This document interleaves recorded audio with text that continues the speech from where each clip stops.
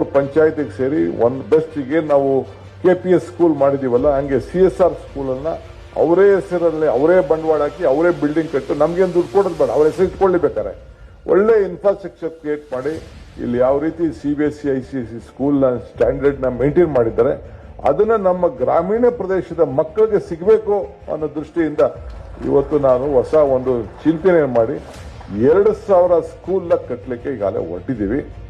ಈ ಕೆಲವು ಸ್ಕೂಲ್ ಪ್ರಾರಂಭ ಆಗಿದೆ. ನೆಕ್ಸ್ಟ್ ಕ್ಯಾಬಿನೆಟ್ಗೆ ಅದ್ರ ಬಗ್ಗೆ ಪಾಲಿಸಿ ಬರ್ತದೆ. ಒಂದೊಂದು ಸ್ಕೂಲ್ ಒಂದೊಂದು 10 ಕೋಟಿ ರೂಪಾಯಿ ಖರ್ಚಾಗ್ತದೆ. ಒಂದೊಂದು ಸ್ಕೂಲ್ 3 ಪಂಚಾಯತಿ ಸೇರಿ ಕಟ್ಟಿಸಿ ಬೆಳಗ್ಗೆ ಏನು ಚಂದ್ರಶೇಖರ್ ಕಟ್ಟಿದ್ದಾರೆ ಸ್ಕೂಲ್, ಅದೇ ಥರ ಸ್ಕೂಲ್ನ ಮಳ್ಳಿಲಿ ಕಟ್ಟಿಸ್ತಾ ಇದ್ದೀವಿ. ಈಗ 50,000 ಟೀಚರ್ಸು ವೇಕೆನ್ಸಿ ಇದ್ದಾರೆ. 50,000 ಟೀಚರ್ಸ್ ಈಗ ವೇಕೆನ್ಸಿ ಇದ್ದಾರೆ.